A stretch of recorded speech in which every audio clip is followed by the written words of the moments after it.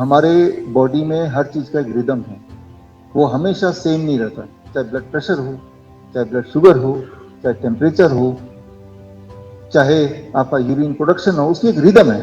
वो रिदम जब बिगड़ जाएगा तो हम बीमार पड़ जाते हैं। मान लो जो यंगस्टर हैं 20 साल से नीचे नीचे, उनका ब्लड शुगर 200 तक रहे तो ठीक है। जैसे जैसे हमारी उम्र बढ़ती है, हमारा blood sugar and blood pressure का थ्रेशोल्ड बढ़ जाता है। तो जैसे एक 80 ईयर के इंसान का अगर ब्लड प्रेशर 160/100 है, दैट कैन बी नॉर्मल। लेकिन एक 10 साल का बच्चे का 160/100 दैट इज एबनॉर्मल। सबको एक ही तराजू में नहीं तौल सकते आप। तो आपके लिए 208 blood sugar without medicine is very very good.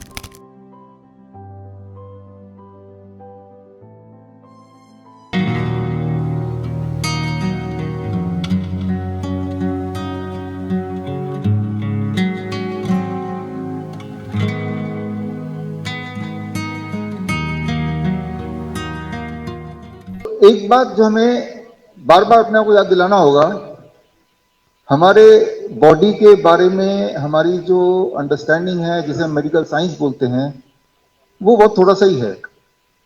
1% बोल रहे हैं, 0.1% बोल रहे हैं। उसी 1% को देख के हम सोचना पता लगाना चाहते हैं कि हमारे 99% बॉडी में क्या चल रहा है। उस 1% को समझ के ये हमें समझना होगा। तो जो जो पैरामीटर्स मेडिकल साइंस पता लगा सकती है, दैट इज नॉट एनफ। उस पर हम बहुत निर्भर नहीं हो सकते। निर्भर किस पे हो सकते हैं? दो चीज पे हो सकते हैं। एक, जो आप महसूस कर रहे हैं, जो आप हर पल महसूस करते हैं, वो भी डायग्नोसिस है, बल्कि वही डायग्नोसिस है, वो गलत नहीं हो सकता। अगर आप महसूस कर रहे हैं आपके सिर में दर्द है, क्या वो गलत हो सकता है? वो तो सही होगा ना।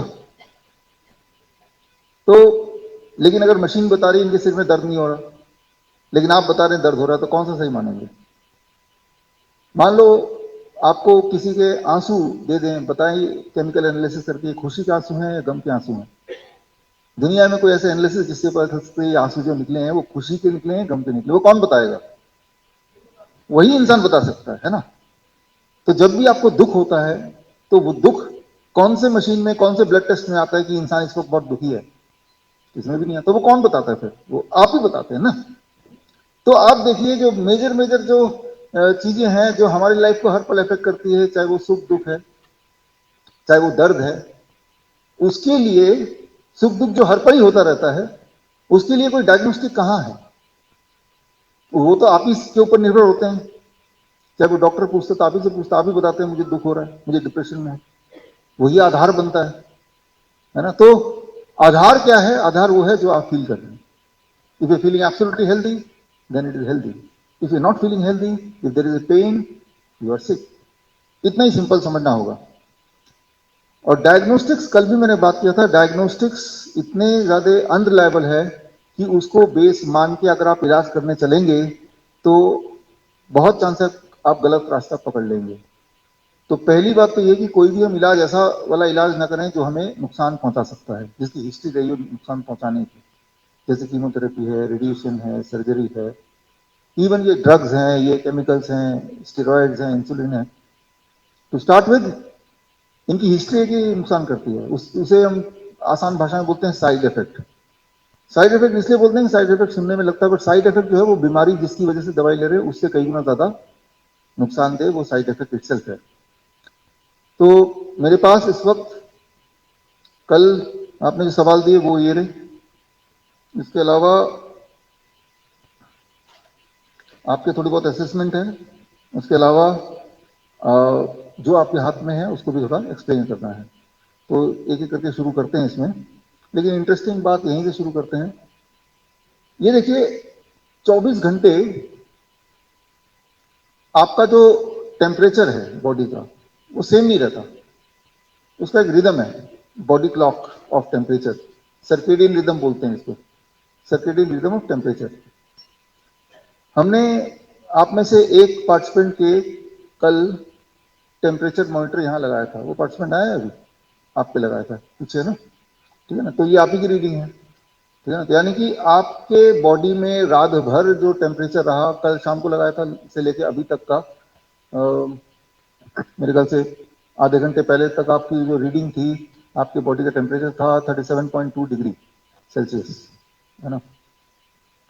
और आप ध्यान से देखेंगे यहाँ पे रात को 10 बजे आपका टेम्परेचर एकदम डाउन होने लगा, 10 बजे के बाद 11 बजे तक डाउन हो गया, मे बी आप सो गए होंगे, फिर टेम्परेचर नॉर्मल रहा, फिर सुबह उठने से पहले दोबारा फिर अप होने लगा। तो ये रिदम है, ये रिदम की वजह से आपको नींद आती है, इस रिदम की वजह से आपको नींद आपकी चली जाती है। ये एक छोटा सा रिदम है। ये रिदम जब बिगड़ेगा तो नींद नहीं आएगी, तब डिप्रेशन होगा, और जब डिप्रेशन होता है तो ब्लड शुगर बढ़ेगा, ब्लड शुगर ज़्यादा ब्लड में घुलेगा तो ब्लड प्रेशर बढ़ेगा, फिर बॉडी में दर्द होने लगेगा। These are all connected with each other, ये हमें आज अंडरस्टैंड करना होगा, ये सारी चीज़ें आपस में कनेक्टेड हैं। तो ये छोटा सा एक उदाहरण है। अब तक आप सिर्फ टेम्परेचर जब नापते थे तो जिस वक्त नापते थे उस वक्त का टेम्परेचर पता चलता था, लेकिन उस वक्त का टेम्परेचर पता करके आप पूरे 24 घंटे में क्या हो रहा है कैसे पता चलेगा? तो टेम्परेचर पे जो वेरिएशन है उससे आप थोड़ा बहुत समझ सकते हैं। टेम्परेचर जब फॉल होता है स्लोली तो नींद आती है, टेम्परेचर जब धीरे धीरे बढ़ता है स्लोली तब नींद जाती है, यही सिंपल बात है। तो मतलब ये है कि मान लो आपको बहुत सुबह सुबह नींद आ रही है, किसी को नींद आ रही है और उसके पैरों के बाल्टी में डाल दे पैर दोनों 42 डिग्री सेल्सियस 40 डिग्री सेल्सियस पानी में, तो नींद एकदम गायब हो जाएगी। क्यों? क्योंकि बॉडी का टेम्परेचर धीरे धीरे बढ़ रहा है। ठीक उसी तरह से कल मैंने बताया था किसी को नींद दिलानी है तो कुछ ऐसा माहौल करना पड़ेगा कि टेम्परेचर धीरे धीरे धीरे धीरे कम हो, राइट। तो वो हमने कल डिस्कस किया था। तो दैट इज अ रिदम। ये रिदम कब बिगड़ता है? जब बॉडी में कोई ना कोई इंफेक्शन होता है, कोई ट्यूमरस ग्रोथ होता है, तो ये रिदम बिगड़ जाता है, क्योंकि तब बॉडी नहीं चाहती कि टेम्परेचर फॉल करे। जब फॉल करता है टेम्परेचर तो इन्फेक्शन स्प्रेड करने लगते हैं, तो तब आप उसको बोलते हैं हाई फीवर। लेकिन तब आप में से वो लोग जो फीवर को इंटरफेयर करते हैं या करना चाहते हैं फीवर कम करो, तो पैरासिटामोल देके फॉर एग्जाम्पल, वो एक जानलेवा होता है, वो कई बार जानलेवा हो सकता है। आप बॉडी का एक हथियार है, वो हथियार छीनने की कोशिश कर रहे हैं एक तरह से। बॉडी तो हथियार तभी निकालेगा जब उसको जरूरत पड़ेगी। तो एक बात जो मैं बोलना चाह रहा हूं कि ज्यादातर हमने देखा इसे कहते हैं acute kidney failure. Acute kidney failure, अचानक किडनी फेल हो गया, अचानक यूरिन आउटपुट उसका नील हो गया, अचानक सूजन आने लगी, कोई हिस्ट्री नहीं है, ऐसे कितने पेशेंट होते हैं। अचानक लीवर फेल हो गया, कोई हिस्ट्री नहीं है, ऐसे कितने पेशेंट होते हैं।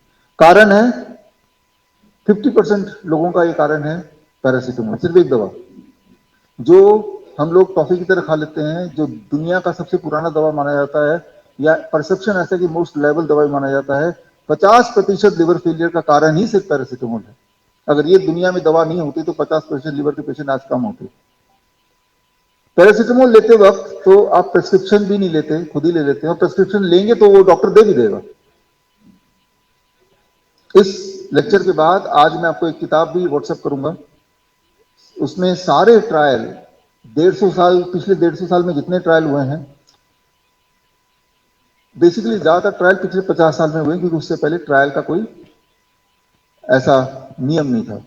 लेकिन फिर भी 150 साल को हमने ट्रैक करके जितने ट्रायल हुए वो सारे ट्रायल मैंने इकट्ठे किए पैरासीटामोल के, और वो सारे के सारे ट्रायल का नतीजा यही निकलता है, हर ट्रायल अलग अलग बोलता है कि पैरासीटामोल लेंगे तो आपकी जान को खतरा है, आपका जो जिसकी वजह से ले रहे हैं उस इंफेक्शन के लंबे समय तक रहने का खतरा है, किडनी फेलियर खतरा है, लिवर फेलियर खतरा है, ये सारा कुछ सारे ट्रायल का नतीजा है। तो नतीजा एक तरफ जो एविडेंस है और दूसरी तरफ डॉक्टर बोल रहे पैरासिटामोल ले लो। अब आप कौन सा चीज सुनेंगे? जो एविडेंस बोल रही है एक तो वो तरीका है उसको सुनो, या जो डॉक्टर आपको बोल रहा है वो सुनो, है ना। तो यहां पे आप दुविधा में आ जाते हैं। तो मैं तो बोलता हूं एविडेंस को सुनेंगे तो आप प्रॉब्लम में नहीं फंसेंगे। तो क्या हम टेम्परेचर बढ़े रहने दें? टेम्परेचर बढ़े रहने देना कम खतरनाक है, दवाई से उसको कम करना ज्यादा खतरनाक है। ये ट्रायल का नतीजा है, हमने तो खैर देखा ही है अपने पेशेंट में, but I am telling you कि एक एस्पेक्ट ले रहे हैं कि आप अपने बॉडी के टेम्परेचर को छेड़छाड़ करते हैं, खासतौर पे जब वो बढ़ जाता है। बट वो छेड़छाड़ करके टेम्परेचर तो एक बार कम हो जाएगा, but that is will create acute acute kidney disease, या एक्यूट किडनी, एक्यूट मतलब अचानक, सडनली, राइट, सडनली। तो ऐसे बहुत सारे पेशेंट होते हैं जो बोलते हैं अचानक फेल हो गया, सब कुछ तो ठीक था, कल तक तो नहीं था, लेकिन वो ये बताना भूल जाता है कि मैंने पैरासीटामोल लिया था, या नींद की गोली ली थी, या पेन किलर लिया था, ये बताना भूल जाते हैं, क्योंकि वो इनसिग्निफिकेंट सोचते हैं कि इसका कोई कनेक्शन होगा ही नहीं। तो पहला जो नियम ये है कि इस तरह की जो दवाइयां हैं इसको तो आप कंसिडर ना करें कि लेना भी है किसी भी हालत में, आउट ऑफ क्वेश्चन, लेने की कभी जरूरत नहीं पड़े, कभी लेने का कुछ मतलब भी नहीं है इसका। That is the first thing.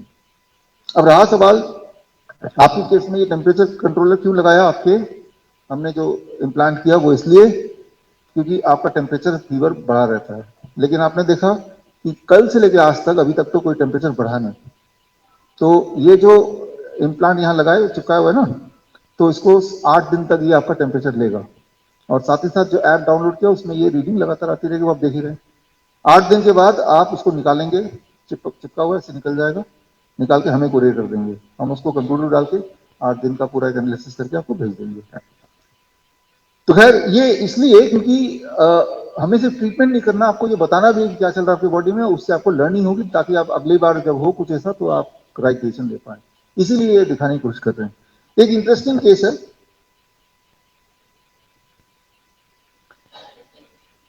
ये जो आप देख रहे हैं, जो हमारे वियतनामीज पेशेंट आए हैं, अभी हमने अलग अलग कर दिया, उनका बैच अलग कर दिया, आपका अलग कर दिया ताकि हम हिंदी में इंटरेक्ट कर पाए ठीक से, है ना।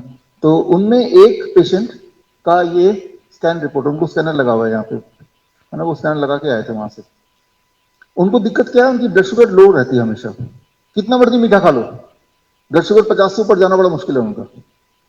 तो वो जिंदा रहने के लिए खाते रहते हैं पूरे दिन, और आधी रात को उनके घर वाले उठा देते हैं, चलो खाने का टाइम हो गया, और अगर ऐसा नहीं होगा तो ब्लड शुगर बड़ा नीचे चला जाएगा। ये उनकी रीडिंग है, ये 29 अप्रैल कल की, ये आज की रीडिंग है। आप देखिए आज अभी जस्ट यहां आने से पहले ही की रीडिंग है, आप देखिए अब पूरा सुबह से लेके रात के 12 बजे से लेके आपके सामने है, अभी तक थोड़ी देर पहले तक लाल मतलब 50 से नीचे रीडिंग थी लगातार, 50 से नीचे रीडिंग, है ना। तो आप में से वो लोग जो परेशान होते हैं मेरा शुगर बढ़ गया, मेरा शुगर बढ़ गया, तो आपको लग रहा है कितनी अच्छी बात है, कुछ मर्जी खा लो, शुगर बढ़ता ही नहीं कभी इनका, है ना। तो पूरा दिन खाते रहते हैं, आधी रात को लेके 2 रसगुल्ले खा लिए, या उनके जो वहां के स्वीट्स हैं वो खा लिए, 2 से मन किया 4 खा लिया, 1 दर्जन खा लिया, खाते ही रहते हैं। लेकिन उनकी रीडिंग आप कंसिस्टेंटली देखेंगे 100 कभी टच नहीं किया आज तक, 100 टच ही नहीं किया कभी। तो ये अगर ऐसा होता तो सही रहता ना, क्योंकि आप सब चाहते हैं कि लो ब्लड शुगर रहे, तो ये रहा लो ब्लड शुगर का, आप चाहे तो मिल सकते हैं उनको, राइट। तो अभी उनका सेशन चल रहा है, तो after that if you want you can meet him personally and see personally ये इससे कि वो कितना ब्लड शुगर उस वक्त है। जब तो खाना खाते हैं तब थोड़ा बहुत ऊपर चले जाता है, वो भी 100 से नीचे नीचे रहता है, और उसके बाद फिर बिल्कुल डाउन हो जाता है। तो ये भी ये असली दिक्कत है, ब्लड शुगर को ऊपर ना जाना। अब दिक्कत क्या है उनको, अगर ज्यादा नीचे ब्लड शुगर चला गया तो तब उनको एक्सट्रीम वीकनेस आ जाती है, बिल्कुल ही वीक, और बहुत ज्यादा नीचे चला जाएगा 30 ऐसे उससे नीचे चला जाएगा तो उससे coma, death, all this things can happen. इसीलिए बहुत ज्यादा नीचे नहीं जाना चाहिए। तो अभी तक वो कैसे मेंटेन कर रहे थे कि वो उनकी घर वाले आधी रात को उठाते थे, वो खाता था, फिर सो जाता था, फिर खाता था, सो जाता था, और स्कैनर से देखते थे कितना नीचे हो गया, इस तरह से काम चल रहा था। और उसके बावजूद भी ऐसा नहीं कि बहुत मोटा है, पतला सा है, ठीक है ना। तो ये केस स्टडी मैं आपको इसलिए दिखा रहा हूँ कि हम लोग सब ऑब्सेस्ड हैं कि ब्लड शुगर नीचे होना चाहिए, नीचे होना चाहिए, नीचे होने वाली जिंदगी ये आपकी आंखों के सामने है। तो आप बोलेंगे इतना नीचे भी नहीं होना चाहिए, है ना। तो कितने नीचे को ऑप्टिमम मानेंगे, ये भी एक इंपॉर्टेंट बात है। अब ये नीचे क्यों है, ये सिर्फ 1 मिनट लूंगा समझाने में। क्योंकि इनके पेनक्रियाज में एक ट्यूमर हो गया है, और उस ट्यूमर से जो इंसुलिन की फैक्ट्री है, यानी कि पेनक्रियाज, उसमें इंसुलिन की प्रोडक्शन ज्यादा होती है ट्यूमरस ग्रोथ से, इस तरह से वो ट्रिगर हो गया। तो जब जरूरत से ज्यादा अगर इंसुलिन प्रोडक्शन होगा तो भी गड़बड़ है, जरूरत से कम होगा तो भी गड़बड़ है। अब करना क्या होगा, ये अभी हम देख रहे हैं क्या कर रहे हैं, हम वही कर रहे हैं जो आपके हाथ में जो सर्केडियन चार्ट है वही उनके हाथ में आज होने वाला है जाने से पहले।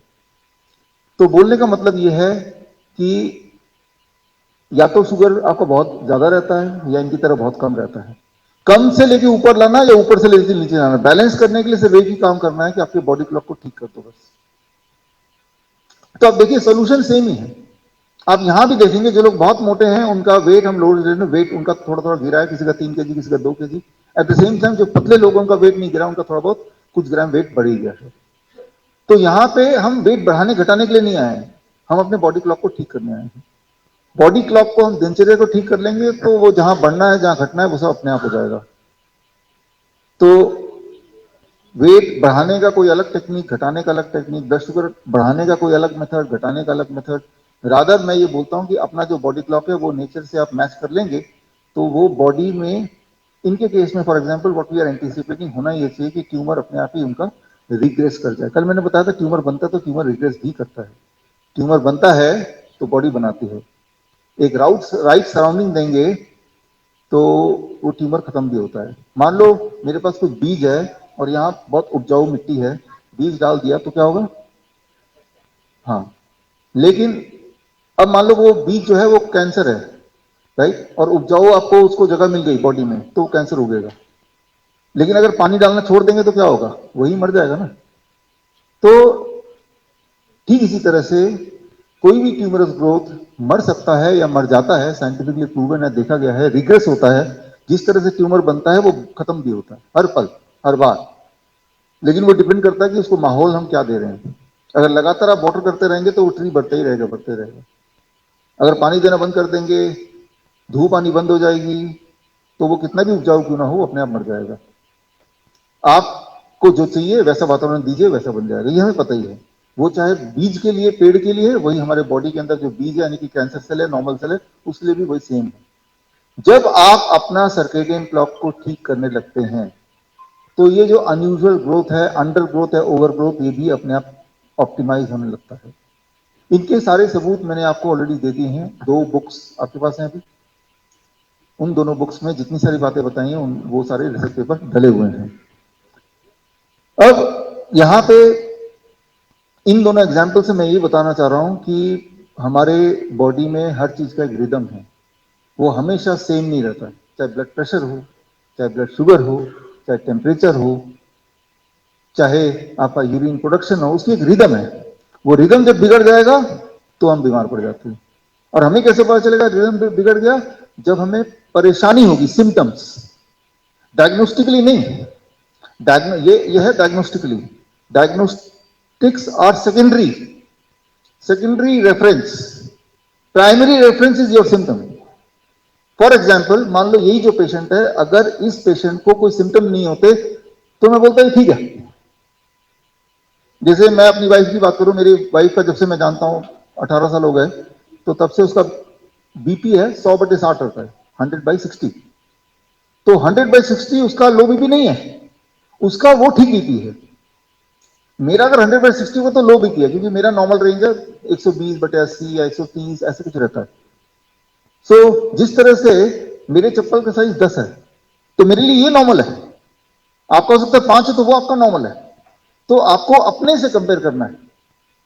तो कैसे कंपेयर करेंगे इस केस में कि क्या इसको वीकनेस हो रही? तो ये पेशेंट देखता है, राइट, ये जो विetnamese पेशेंट है, कि जैसे ही वो कुछ खाने लगता है तो वीकनेस चली जाती है, और वो कोरिलेट हो रहा है बाद में कि ये ब्लड शुगर भी बढ़ा दिखता है उसका थोड़ा सा, और ऐसा कंसिस्टेंटली दिख रहा है। तो क्लियर हो गया जो वीकनेस हो रही है, weakness can be connected with the blood sugar. तो अल्टीमेटली वीकनेस ब्लड शुगर से कनेक्टेड है, कैसे पता चला? सिम्टम से पता चला। तो मान लो सिम्टम चले जाए किसी भी तरह से, वो तभी चले जाएंगे जब ब्लड शुगर इतना नहीं गिरेगा जितना लगातार इसका गिर रहा है। अब आप देखेंगे इसको, पीछे जाएंगे, सॉरी, ये जो आप देख रहे हैं ये कल का है। अब कल देखिए, जब उसने ब्रेकफास्ट किया, जब उसने लंच किया और जब उसने डिनर किया, तब थोड़ी थोड़ी देर के लिए उसका ब्लड शुगर बढ़ गया, लेकिन तब भी वो 100 से नीचे नीचे रहा और फटक से फिर नीचे आ गया। आप देख रहे हैं यहाँ पे, है ना? तो ये क्या है कि ट्यूमर फोर्स कर रहा है इंसुलिन बनाने के लिए, पेनक्रियाज में ट्यूमर। तो हमें क्या करना होगा? हमें कोई अलग नहीं करना, वो ट्यूमर नहीं काटना है। डॉक्टर ने बोला सर्जरी करके काट दो, तो वो यहां आ गया फिर, राइट। तो क्योंकि ट्यूमर कभी भी अगर काटेंगे तो वहां पे एक और ट्यूमर हो जाएगा बड़ी तेजी से। That is not a solution at all, आपको पता ही है। बचपन में आप देखते हैं पिंपल को, कोई पिंपल होता है तो उसको खरोच देते थे तो 2-4 पिंपल और हो जाते थे वैसे ही, उसी स्पीड से या ज्यादा स्पीड से। तो ट्यूमर जैसे नेचुरली हुआ है उसको नेचुरली उसको डिसॉल्व करना है, नेचुरली उसको खत्म करना है, राइट। तो नेचुरली खत्म कैसे करेंगे? अभी का जो रिलायबल टेक्निक हमारे पास है दैट इज अपने बॉडी क्लॉक को ठीक करना। अच्छा, बॉडी क्लॉक को ठीक कैसे करेंगे? उनके 7 नियम ही है, 7 रूल्स। बहुत सारे फैक्टर्स हैं जो हमारे बॉडी को इन्फ्लुएंस करते हैं, हमारे पैरामीटर्स को इन्फ्लुएंस करते हैं। उनमें से कुछ फैक्टर्स को हम बड़े प्रिसाइजली देखते हैं और उसको देख के समझ पाते हैं, कुछ फैक्टर्स को हम नहीं देख पाते हैं। लेकिन ऐसे में हमारे पास सोल्यूशन यही है कि हम एक ऐसा रास्ता लेके चलें जो एटलीस्ट सेफ हो, और जो मुझे लगता है विद माय एक्सपीरियंस वो है सर्केडियन क्लॉक। अपने बायोलॉजिकल क्लॉक को ठीक करते चले जाओ। फ्लक्चुएशन हो जरूर रहा है, जैसे आपके केस में कि ब्लड प्रेशर उल्टा बढ़ गया, लेकिन ultimately we can expect that it should come in control, right. So जैसे मान लो, जैसे मैंने कल भी बताया था कि अचानक यहाँ पे सांप आ जाए तो मेरा ब्लड प्रेशर कोई इस वक्त नापेगा तो बढ़ा ही मिलेगा, but that does not mean that I am patient of BP. Rather हमें ये समझना होगा, जब इंसान जंगल में रहता था या जानवर जैसे रहते हैं, कि जैसे ही कोई खतरे का आभास कान में पड़ता है कि कोई शेर आ गया तो एकदम से बीपी बढ़ जाता है, ताकि बॉडी को प्रिपेयर करते हैं टू फाइट और फ्लाइट, फाइट और फ्लाइट। अब इसका उल्टा लीजिए लीजिए कि मैं देखता हूं पीछे और मेरा ब्लड प्रेशर बढ़ता ही नहीं है। अगर ब्लड प्रेशर बढ़ेगा नहीं तो मैं अलार्म नहीं होऊंगा, मैं अलर्ट नहीं होऊंगा। यानी कि तब मेरे, जैसे एक छोटा बच्चा है जिसको पता नहीं सांप क्या चीज है, वो देखेगा तो उसका ब्लड प्रेशर नहीं बढ़ेगा, यानी कि वो प्रोन है कि सांप उसको अटैक कर सकता है। लेकिन मैं झटके से जंप करूंगा, भागूंगा, कुछ तो बचाव करूंगा। तो ब्लड प्रेशर जब भी बढ़ता है तो जरूरी नहीं कि वो हमारे लिए खतरा है। High blood pressure may not be खतरा ऑलवेज। तो ये निर्भर करता है कि सराउंडिंग क्या, सिचुएशन क्या है। तो वो रिदम हमें देखना है कि हॉट वाटर इमर्शन के दौरान ब्लड प्रेशर बढ़ता है और धीरे धीरे हॉट वाटर करते हुए ब्लड प्रेशर घटता है, और हमेशा हॉट वाटर के बाद घटता ही घटता है। लेकिन जैसे आपने बोला, बस हमें, हमारी जिम्मेदारी सिर्फ इतनी है कि हम अपने बॉडी क्लॉक को जितना हो सके इसलिए बोल रहा हूँ क्योंकि जितने सारे रूल्स यहाँ बताएं, सारे रूल हो सकता है फॉलो नहीं कर पाए, लेकिन चलो 60% फॉलो कर पाएंगे, 70% फॉलो कर पाएंगे, 2-4 दिन और लग जाएगा। It is better to follow something rather than not following it, इतना ही है। कुछ ना कुछ तो फॉलो कर ही सकते हैं सभी के सभी। बहुत ज्यादा इंपॉर्टेंट है कि ब्लड प्रेशर की दवाई के चुंगल से बचाना अपने आपको, क्योंकि वो ब्लड प्रेशर का दवाई क्या करता है, आपके लंग, हार्ट एंड किडनी, ये तीनों मिलकर डिसाइड करते हैं कि at any point of time what should be your blood pressure. यानी कि ये जो दवाई है ये तीनों को इम्पैक्ट करता है, तभी जाके ये इंटरफेयर करके आपका ब्लड प्रेशर को जबरदस्ती नीचे रखता है, राइट। तो ये सही मैकेनिज्म नहीं है ब्लड प्रेशर को रिड्यूस करने का। इस मैकेनिज्म में श्योरली और डैमेजिंग और हार्ट, किडनी, लंग सारे कुछ डैमेज करते हुए तब ब्लड प्रेशर कंट्रोल होता है, राइट। तो मान लीजिए ये, जैसे मैंने बोला था, मान लो ये पाइप है और ऊपर से पानी, मैंने कल भी एग्जांपल दिया था, पानी ऊपर से टैप में से पानी आ रहा है। अब पाइप को जब दबाते हैं तो उसका डायमीटर कम होता है तो ब्लड प्रेशर, वाटर प्रेशर बढ़ेगा, है ना। हमारे बॉडी में इस तरह का जो पाइप है जिसे ब्लड वेसल बोल सकते हैं, उसके अंदर अगर छोटे छोटे ब्लॉकेज हो जाए तो डायमीटर क्या होगा, हाँ, तो डायमीटर कम हुआ तो ब्लड प्रेशर बढ़ गया। तो ब्लड प्रेशर को घटाने का सही तरीका क्या है कि वो जो अंदर छोटे छोटे ब्लॉकेज हो गए उनको निकाल दो। तो कैसे निकालें? ब्लॉकेज को निकालने की कोई दवा नहीं बनी, ब्लॉकेज को निकालना है तो यही सर्केडियन चार्ट है जिसको फॉलो करना है। और इस सर्केडियन चार्ट से जब ब्लड प्रेशर कम हो रहा है आपका, या हो जाएगा, हो रहा है अभी, है ना, तो इसका मतलब ब्लॉकेज खत्म हो रही है, तो वो उपलब्धि है, राइट, कि ब्लॉकेज को खत्म करके हमने ब्लड प्रेशर को घटाया है, जो कॉज है। अब मान लीजिए यहाँ पे बर्फी फेंका किसी ने, मिठाई, तो थोड़ी देर में चींटियां आ जाएंगी। अब आपको एक बंदूक दे दिया, सारी चींटियों को मार डालो, तो कितना समय लगेगा सारी चींटियों को मारने में? मार ही नहीं पाएंगे, जितने करते रहेंगे और चींटियां इकट्ठे होती रहेंगी, राइट। तो चींटियां कॉज नहीं है, कॉज क्या है? मिठाई। अब मिठाई को उठा के आप गायब कर दें, थोड़ी देर में चींटियां रहेंगी क्या? तो you have to hit the cause. So why the blood pressure is high consistently? Because there may be some blockages, right. या आपके ब्लड वेसल जो है अंदर से उसमें एक लेयर आ गया होगा तो वो छोटा हो गया, लेयर को हटाना है। लेयर कैसे हटेगा? जब बॉडी में नाइट्रिक ऑक्साइड प्रोड्यूस होता है तो वो झाड़ू लगाता है, अंदर से मैल साफ करता है। नाइट्रिक ऑक्साइड कैसे प्रोड्यूस होगा? आपका सर्केडियन क्लॉक को ठीक करके। ये अपने आप में ये भी एक नोबेल प्राइज विनिंग साइंस है। It got Nobel prize in I think 2016, nitric oxide, आप ढूंढ सकते हैं। तो हम कॉज को हटाए बिना बंदूक से सिर्फ अगर चींटियां मारते रहेंगे तो लगेगा तो सही कुछ कम हो गया, देखो बढ़ गया, फिर कम हो गया, बढ़ गया, जिंदगी में यही चलता ना। हर महीने डॉक्टर पास जाते हैं, अरे इस बार थोड़ा ब्लड प्रेशर कम हो गया, दवाई फिर कम कर दिया, अगली बार अच्छा ये और बढ़ गया, थोड़ा दवाई चेंज कर देते हैं, ये तो चलता है। इट इज सेम लाइक कि बंदूक वो दे दिया, बंदूक की गोलियां खत्म होगी और बार बार आप जा रहे हैं, बोल रहे हैं इस बार तो गोली से काम चल रहा है, इस बार तोप देते हैं आपको। तो, तो हाँ, वो जो चीटियां भागे ना भागे, लेकिन आपका घर ही सत्यानाश हो जाएगा। तो आपकी बॉडी आपकी घर है, राइट। और ये जो दवाइयां, ये तो बंदूक हैं जो चीटियों को मारे ना मारे, लेकिन बॉडी में अच्छा खासा, घर में अच्छा खासा छेद जरूर कर रही है, राइट। तो you have to understand that, we have to get rid of the cause, right. And interestingly cause को हटाने की कोई दवा है नहीं, तो फिर ध्यान सिम्टम की तरफ ले जा रहे हैं। तो ब्लड प्रेशर अपने आप में कोई बीमारी नहीं है। आपके बॉडी में जो ब्लॉकेज आ चुके हैं, जो अंदर एक नया लेयर आ गया, that is a disease, that is a cause. उसको हटाने से मतलब है, और उसको जब हटाएंगे साथ में जॉइंट पेन वगैरह है वो भी हट जाएगा। आप देख भी रहे हैं कि simultaneously we all are on similar kind of regime in last 3 days, लेकिन किसी का जॉइंट पेन कम हो रहा है, किसी का कॉन्स्टिपेशन कम हो रहा है, किसी का ब्लड शुगर कम हो रहा है, किसी का इंसुलिन शूट ऐसे ही हो रहा है ना। तो अल्टीमेटली बॉडी को जो चीज नहीं चाहिए उसको बॉडी से बाहर फेंक देना है। यहाँ बर्फी नहीं चाहिए, उठा के बाहर फेंक दिया, तो चीटियां कहाँ क्यों रहेंगी यहाँ पे, इट विल बी गॉन, है ना। तो ये हमें समझना होगा। जो चीजें मैं बता रहा हूँ, these are all reference science. यही जो 2 किताबें दी हैं उसमें आपको इनके रेफरेंसेस दिए हुए हैं। तो ये अनसाइंटिफिक बात नहीं है। और सबसे इंपॉर्टेंट तो आप अपने आप में ही बदलाव देख रहे हैं और आगे देखते भी रहेंगे। दवाइयां बंद होने के बाद भी ब्लड प्रेशर 120/70, जो कि एक 20 साल 16 साल की लड़की का होता है, वो आपका है। इससे अच्छी बात हो सकती है। ब्लड शुगर 208 है, 208। एक बात याद रखिए, मान लो जो यंगस्टर हैं 20 साल से नीचे नीचे, उनका ब्लड शुगर 200 तक रहे तो ठीक है। जैसे जैसे हमारी उम्र बढ़ती है, हमारा blood sugar and blood pressure का थ्रेशोल्ड बढ़ जाता है, right?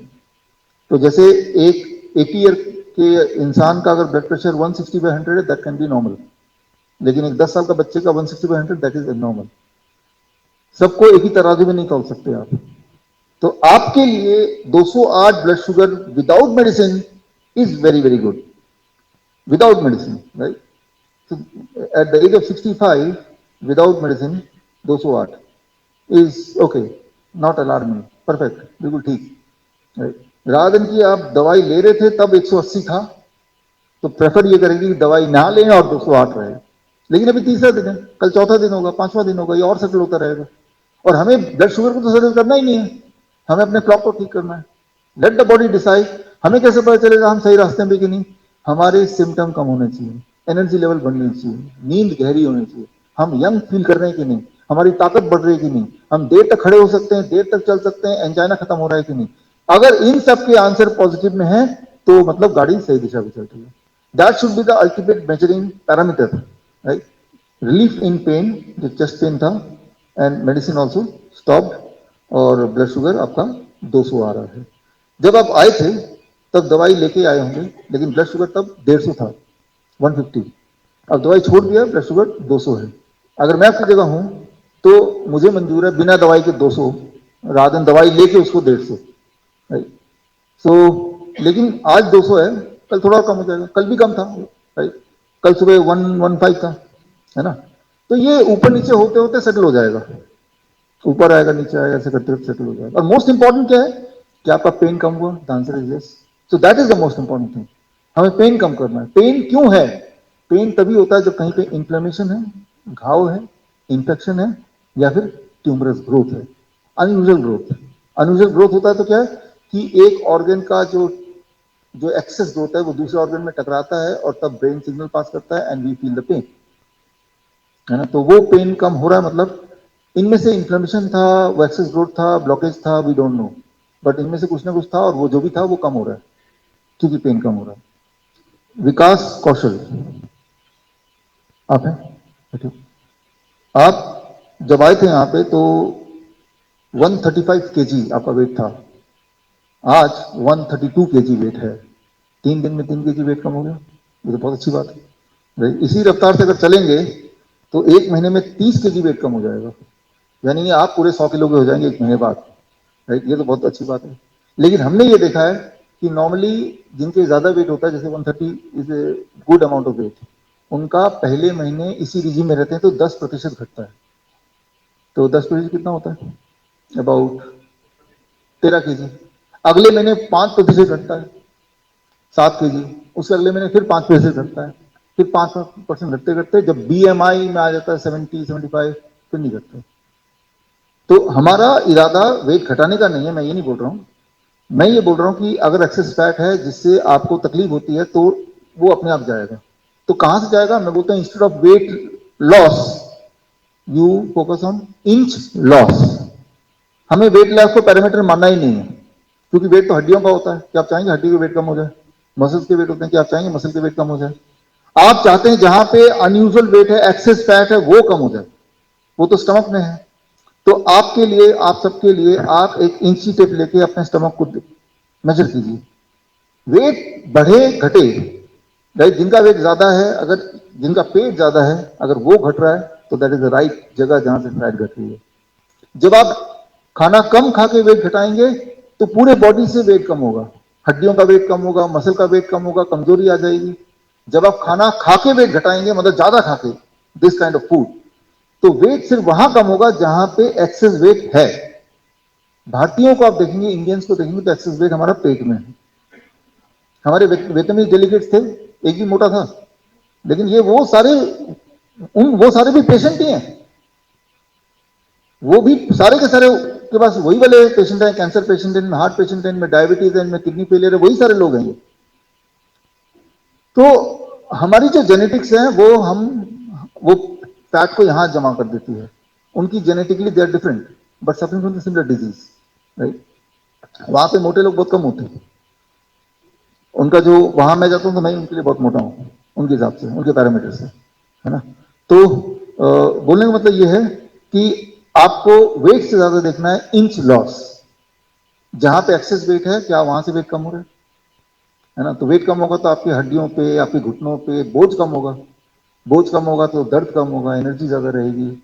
आप ये मानिए कि जब कोई मोटा होता है उसका हार्ट का साइज नहीं बड़ा होता, वो उतना ही रह जाता है।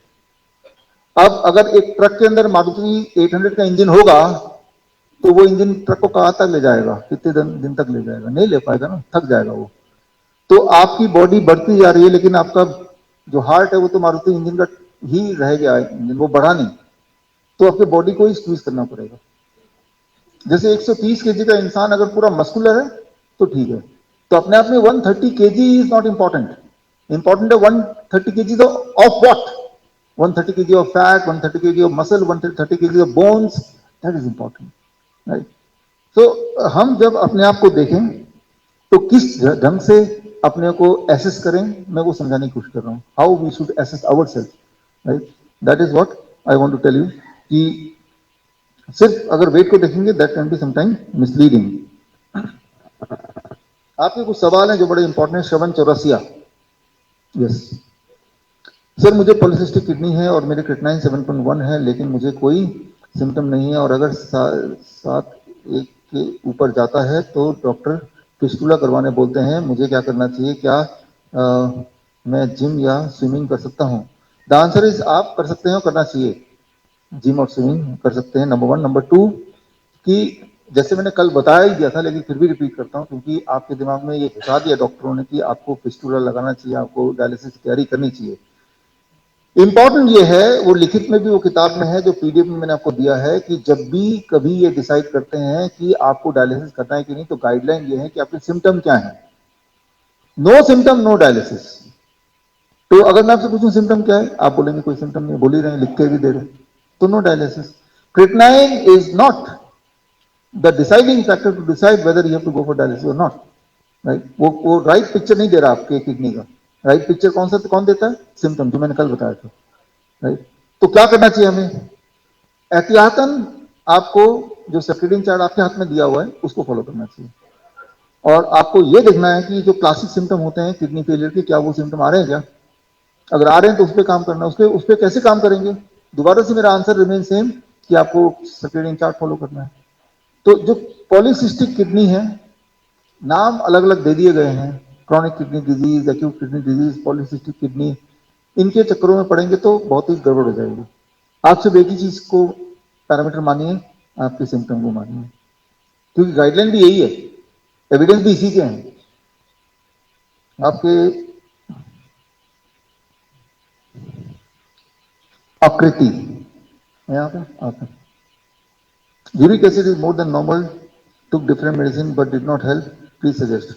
यूरिक एसिड के चक्कर में बिल्कुल मत पड़िए, that is also misleading thing. कल मैंने बताया था, बाद में जो हमारी बात हो रही थी, खासतौर पे PSA, right? So prostate specific antigen PSA test, जिसमें उसको देखते हैं कि एक रेंज से ज़्यादा PSA है किसी का, तो वो कैंसर है, प्रोस्टेट कैंसर मान लेंगे। जबकि उसके जो डिस्कवरर है, उन्होंने ये साबित करके दिखाया कि PSA किसी का रेंज से 1000 गुना भी ज़्यादा है, तब भी उसका कैंसर से कोई संबंध नहीं है। तो कुछ ऐसे पैरामीटर्स हैं जिसका कोई मीनिंगफुल साइंटिफिक एविडेंस नहीं है, चाहे वो यूरिक एसिड हो, चाहे वो PSA हो, राइट? तो आप उसके चक्कर में ना पड़े तो अच्छा है। अमर बंसल है यहाँ पे। Have skin allergy due to sugar, liver is damaged 40%, have took different medication but also following the DIP diet from long time, suggest some of the house therapy or things like which can help and overcome. जो suggest करना था वो आपके हाथ में इस वक्त है, right? I'll talk about it in detail later.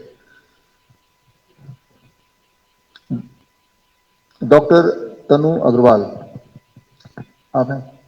देखिए, आपका सवाल है how hot water immersion work in polio. Hot water immersion कैसे काम करता है ये आप समझिए, ना केवल पोलियो में, किसी भी एरिया में। जब आप बैठते हैं हॉट वाटर में, नंबर वन आपका ब्लड वेसल डायलेट होता है, नंबर टू आपका ब्लड सर्कुलेशन, हार्ट बीट ज्यादा होती है, आपका ब्लड सर्कुलेशन बढ़ाता है, आपका ब्लड को बॉडी ऊपर फेंकता है, अपर बॉडी में, तो और सर्कुलेशन बढ़ती है, आपकी इम्यूनिटी बढ़ती है, आपके स्पोर्ट्स खुलने लगते हैं। जब स्पोर्ट्स खुलते हैं तो कोई चीज ऐसी जो ऑब्स्ट्रक्शन हो, जो आपकी बॉडी को नहीं चाहिए, जो बॉडी नहीं निकाल पा रहा, तो एक नया रास्ता है। इसीलिए स्किन को बोला जाता है third kidney. Skin is called as third kidney, तो we have to understand that. तो इस तरह से हॉट वाटर इमर्शन से मल्टीपल तरह से बॉडी में कहीं ब्लॉकेज है उसको खुलने के लिए, ब्लड प्रेशर को घटाने के लिए, इन्फेक्शन को घटाने के लिए, कहीं सर्कुलेशन ठीक से नहीं हो रहा, जहां सर्कुलेशन ठीक से नहीं होगा वहां पैरालिसिस हो जाएगा, वो बॉडी का पार्ट काम नहीं करेगा। जहां पे इंफ्लेमेशन है, घाव है, इंटरनल घाव है कहीं, तो इन्फेक्शन है कहीं पे, तो वहां पे हीट जाएगा तो इम्यूनिटी, हीट से इम्यूनिटी अट्रैक्ट होती है। आप जो पंचकर्मा कर रहे थे अलग अलग, उनमें कई बार हीट दिया गया आप में से कुछ लोगों को, जब जैसे जानू बस्ती करते हैं यहाँ हीट देते हैं, हीट देंगे तो इम्यूनिटी वहां आती है और इम्यूनिटी उसको रिपेयर करने लगती है। तो देर आर मल्टीपल वेज जिससे हॉट वाटर इमर्शन काम करता है। और इसको और डिटेल में अगर आपको समझना है तो 360 डिग्री पॉस्चुलर मेडिसिन द बुक जो आपको PDF दे दिया है, उसमें बड़ी अच्छी तरह से सारा कुछ एक्सप्लेन्ड है, डायग्राम के साथ, साइंटिफिक एक्सप्लेनेशन के साथ वो एक्सप्लेन्ड है, वो आप देख लीजिएगा। और विच नहीं, कोल्ड वाटर के बाद बढ़ा, हॉट वाटर के बाद, हॉट वाटर नहीं, कंटिन्यू करना है। इट कैन बी कोइंसिडेंटल, है ना, कोइंसिडेंस की बात है, राइट? तो कई बार होता है ना कि आज ही मैंने आम खाया, आज ही मेरा एक्सीडेंट हो गया, अब मेरा गाड़ी पंचर हो गई, तो आम खाने से पंचर हुआ क्या, है ना? वो कोइंसिडेंस भी होता है कई बार। हाँ, हिंदी में दे देंगे आज, हिंदी में जो किताबें हिंदी में है आज भेज देंगे। यश कुमार सिंगोडिया, है ना? कल हमारी बात हुई थी, इससे पहले भी आपकी बात हुई, आपके भाई साहब से बात हुई। देखिए, इनका एक केस बड़ा ही पिकुलर केस है, आप सबको समझना होगा। आप DIP डाइट भी ले रहे हैं, 0 वोल्ट भी कर रहे हैं, हॉट वाटर भी कर रहे हैं, SGT भी कर रहे हैं, लेकिन फिर भी आपके जो क्लासिक सिम्टम्स हैं, जैसे कमजोरी, क्रेटनाइन का हाई रहना, ये कंट्रोल नहीं आ पा रहा। That is what is being told. तो कई सारे ऐसे अनजाने में हम चीजें अपने लाइफस्टाइल का पार्ट बना लेते हैं जिस पे हमारा ध्यान नहीं जाता। मैं ऐसा नहीं बोल रहा हूँ ये सारा आप कर रहे होंगे, लेकिन मैं ऐसा बोल रहा हूँ कि ऐसा हम में से कोई कर सकता है। जैसे कोई स्टीरॉयड है, कोई केमिकल है, खास तौर पे इन्वेजिव डायग्नोसिस है। इन्वेजिव मतलब जहाँ पे छेद करना पड़ रहा हो, जहाँ पे खून निकल रहा हो, जहाँ पे रेडिएशन डालना पड़ रहा हो, या फिर वैक्सीनेशन है, खास तौर पे जो कोविड वैक्सीन। कोविड वैक्सीन के बाद हमारे हॉस्पिटल्स में kidney failure, acute kidney failure, मतलब कल ठीक था, कोविड वैक्सीन के अगले दिन उनका पेशाब बंद हो गया। इस तरह के बहुत बहुत केस आए, राइट? मैं ऐसा नहीं बोल रहा हूँ कि आपके बॉडी में जो भी है वो कोविड वैक्सीन की वजह से है, लेकिन ऐसे केस आए।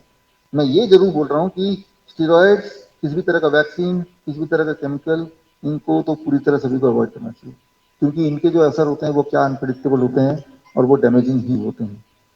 आपकी केस में पर्टिकुलरली क्या है, वो और समझना होगा। समझने का एक तरीका है कि ग्रैड ऐप आप डाउनलोड करेंगे और उस ऐप में अपने पैरामीटर रोज भरेंगे, उसको हमारी टीम देखेगी और देख के जो जो सर्किडियन चार्ट आपको आज मिला है उसमें अगर फेरबदल करना हो तो करेंगे। एक बड़ी इंपॉर्टेंट बात है जो आप ऐड जरूर करें, वो है 3 पॉट वाटर सिस्टम।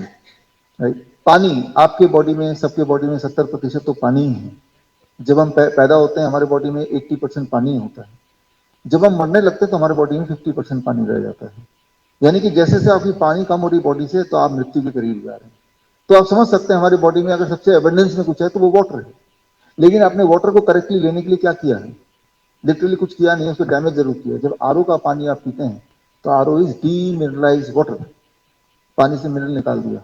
अब जब वो वाला पानी जब पेशाब बनेगा तो बॉडी के अंदर जो बचा कुछ मिनरल है उसको लेके फिर बाहर निकलेगा। तो पानी को बदलना बड़ा जरूरी है ना? Thank you.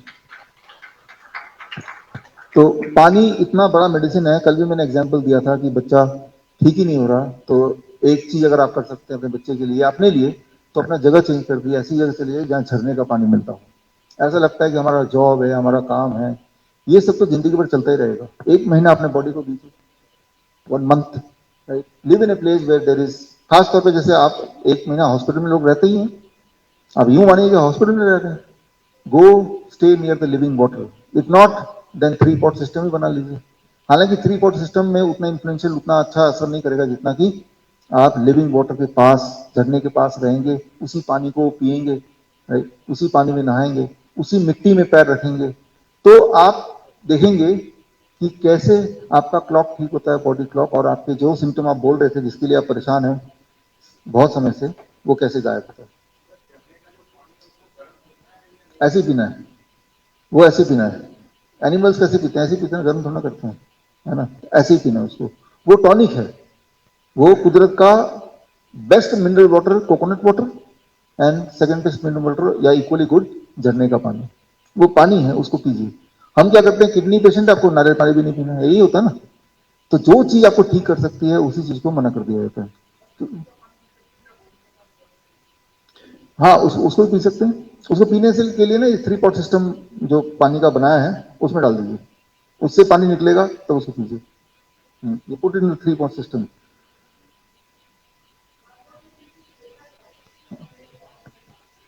उसको, हाँ, उसको 24 घंटे स्टोर कीजिए। इसमें समझने की बात है, लेट मी एक्सप्लेन। जब पानी फ्लो हो रहा है ना, झरने का पानी क्या होता है, फ्लो कर रहा है। एनिमल कैसे पीती है? पानी फ्लो हो रहा है, उन्होंने अपना मुंह लगा लिया, पी लिया, राइट। कोई एनिमल ऐसे संभाल के स्टोर करके रखते फिर एक दिन बाद नहीं पीती है। The thing which is flowing that is living, the thing which is stagnant dead, right. आप एक काम कीजिए सभी लोग, आप टमाटर लीजिए, खीरा लीजिए, कुछ भी लीजिए, उसको जूस बनाइए, उसको माइक्रोस्कोप में डालिए जूस को, उसके अंदर लिविंग थिंग दिखेंगे आपको, छोटे छोटे घूमते घाटते। आप रियल का जो जूस आता है, पैक जूस, उसको लीजिए, उसको माइक्रोस्कोप के अंदर डाल के देखिए, there is nothing called moving. जो चीजें जिंदा है वही आपको जिंदा रख सकती है ना। जो खुद ही जिंदा नहीं है आपको कैसे जिंदा रख सकती है? चाहे वो पानी हो, चाहे वो खाना हो, let it be living, right. Thank you, thank you, thank you, please. Hand pump हम कोई पी सकते हैं, दो गुड वाटर, वो ले सकते हैं। हमें ज्यादा, एक बात समझिए, हमें ज्यादा वायरस होता है, बैक्टीरिया होता है, इनके चक्कर में नहीं पड़ना है। वायरस बैक्टीरिया हमारे आसपास हैं, उनसे बच नहीं सकते, उनसे बचने के लिए आपको चांद पे जाना पड़ेगा। That is the only way you can stop yourself from getting in contact with virus and bacteria, they are part and parcel of life. जिस तरह से आपके कॉलोनी में, मतलब गली के कुत्ते बोलते हैं, कुत्ते होते हैं ना, तो ऐसा नहीं कि कॉलोनी आपका, वो कुत्ते का भी कॉलोनी है ना। वो कुत्ता भी उतना ही वहां का हकदार है जितना आप हैं। और अगर कुत्ते ना हो, जैसे हमारे कॉलोनी से कुछ लोगों ने कुत्तों को भगा दिया, तब बंदर आ गए, अब बंदर से जूझो। अब बंदर भी भगा देंगे तो सांप आ जाएंगे, और मुश्किल हो जाएगी, है ना। तो वो गली के कुत्ते बोलते हैं कि वो उस गली के हैं। सिमिलरली वायरस बैक्टीरिया, ये हमारे पार्ट, इनके साथ जीना है हमें। इनको हटाएंगे तो कुछ और मुसीबत आ जाएगी। आप कुछ बोल रहे थे, पीने का नियम मैंने बताया आपको। जब पीना है तो धीरे धीरे पीना है। 1 गिलास पीने के लिए 15 मिनट लगाया, धीरे धीरे, ताकि उसका पीने का जो बेसिक मकसद है, वो absorption of the minerals, proper absorption of the all the nutrients, वो ठीक हो जाए, वो मकसद है। एक झटके में नहीं पीना है ना। तो अच्छा, Torchi Tamang, are there, yes, Torchi, you came from Nepal, right. आपका जो सवाल है, since I was talking about the pain of my dad on his back and abdomen, is hot water immersion the only treatment which can be given 45 minutes per day since we are here is given? Is there any medicine here which can cure, or you suggest to stay longer here? Please kindly suggest. Hot water immersion is the best way to control the pain. दिन में 2 बार, right? 2 times, 1 hour in the morning, 1 hour before going to bed, so that it takes care of the next 12 hours. So because we need not to subside the pain, we need to address the cause of the pain, and there are very few causes. There is some tumorous growth, there is some inflammation, there is some infection, there is some injury, right? हाँ, तो pen अगर है, पहली बात तो stage 4 की भाषा को आप बंद ही कर दीजिए. I explain yesterday, there is nothing called stage 4, stage 3, उसको छोड़ दीजिए, अपनी वोकैबुलरी का पार्ट मत बनाइए. पेन को बनाइए. Your concern should be pain जाना चाहिए. There is solution. स्टेज 4 को खत्म करना है, there is no solution. Stage 4 क्या है कि यहाँ चमक रहा है. आई टोल्ड यू यस्टरडे, वो चमक को कभी खत्म नहीं कर सकते. उस दिन खत्म होगा जिस दिन आप डेड हो जाएंगे, राइट? डेड बॉडी को अगर आप पेट स्कैन करेंगे ना, डेड बॉडी को अगर पेट स्कैन करेंगे, राइट, तो शायद उसकी चमक कम होगी, लेकिन फिर भी इमीडिएट डेथ के बाद करेंगे तो यहाँ पे प्रोस्टेट में, ब्रेस्ट में चमक रहेगी, राइट? तो स्टेज 4, स्टेज 3 को धीरे धीरे आप भूलने की कोशिश कीजिए. पेन को एड्रेस करना है. पेन को रिलीव करने का सबसे स्ट्रॉन्ग मेथड है हॉट वाटर इमर्शन. वो ट्यूमरस ग्रोथ के कारण पेन है या फिर इन्फेक्शन के कारण पेन है, इंटरनल पेन को, शूटिंग पेन को हॉट वाटर जब देते हैं, हीट देते हैं, तो हीट से पेन गायब होता है. जहां पेन हो रहा है वहां हीट किसी भी तरह से पहुंचाना है. पंचकर्मा में यही हमने किया पिछले 3 दिन में. आप में से काफी लोगों ने, हाँ, ये जल्दी हम बोल देंगे. तभी मैं बोल रहा हूँ, ये जो है आप घर पे जब करेंगे तो 1 घंटा सुबह, 1 घंटा शाम को. तो यहाँ पे, हाँ, यहाँ अभी तो आज हमारा 3rd डे है, तो हॉस्पिटल में प्रेशर थोड़ा कम हो जाएगा. आप 2 घंटे भी बैठ सकते हैं, राइट? 2 आवर्स भी बैठ सकते हैं. 1 घंटा सुबह, 1 घंटा शाम. पहली बात. दूसरी बात, लेट मी फिनिश. जब पहली बार हॉट वाटर में बैठेंगे फर्स्ट टाइम, तो हम आधा घंटा ही बोलते हैं, क्योंकि बॉडी अभी यूज टू नहीं है. फिर दूसरी बार बैठते हैं 40 मिनट्स, तीसरी बार बैठते हैं 45 मिनट्स, धीरे धीरे धीरे धीरे टाइम को बढ़ाते हैं. कभी भी हमारे किसी भी हॉस्पिटल में पहले दिन 1 घंटा नहीं देंगे आपको, फर्स्ट डे नो. क्योंकि आपका जिस तरह से सालों साल आपने दौड़ा नहीं कभी, अचानक आज दौड़ना पड़े तो आप थोड़ा सा ही दौड़ेंगे, और उसके बाद शाम को बड़ा पेन होता है. Your body is not use to. फिर धीरे धीरे body will be use to, right? तो बॉडी को एक्लिमेटाइज करने के लिए protocol is 30 minutes, second day 40 minutes, फिर देखिए पेशेंट कंडीशन देखिए, फिर धीरे धीरे टाइम बढ़ाएंगे. फिर जब घर जाएंगे तो नाउ विल से ओके, अब 1-1 घंटा कर सकते हैं. फिर 2-2 घंटे भी करने बोलते हैं जो किडनी के पेशेंट्स हैं. ग्रेविटी बेस्ड देर आर 1 2 3 4 5, 5 चीजें हैं जो ग्रेविटी एज मेडिसिन हम यूज कर सकते हैं. 5. उनमें से पहला देखिए, एप्पल के ठीक साथ में लिखा है HWI, हॉट वाटर इमर्शन. आप में से बहुत सारे पार्टिसिपेंट में HWI में टिक किया होगा. वो कौन है? आप हाथ रेस कीजिए. ये सर. तो आप जिन्होंने हाथ रेस किया, आपको हॉट वाटर इमर्शन करना है. करीब 1 घंटा शुरू कर सकते हो, 1 आवर. और हॉट वाटर इमर्शन में आपने यहां भी करके देखा होगा, हॉट वाटर इमर्शन यहां भी आपने किया होगा. गले तक पानी, 40 degree temperature to be maintain for 1 hour. अच्छा, हॉट वाटर इमर्शन कैसे करना है? उसके लिए हॉट वाटर इमर्शन बनाना पड़ेगा आपको. जो लोग नहीं बना सकते वो कहीं से खरीद सकते हैं. आपने यहाँ भी देखा है, जकूजी, ये सब चीजें मिलती हैं, लाखों में मिलती हैं, लाखों, 1 लाख 2 लाख रुपए में. या जो सस्ते में खरीदना चाहते हैं, तो जो हम बनाते हैं अपने लिए, हमारे हॉस्पिटल के लिए, तो हमारे वेबसाइट से भी ले सकते हैं. जो लोग जुगाड़ से बनाना चाहते हैं, तो वीडियो आपको आज शेयर कर देंगे. जुगाड़ से हमारे तो बहुत सारे पेशेंट हैं, फ्री में बनाते हैं.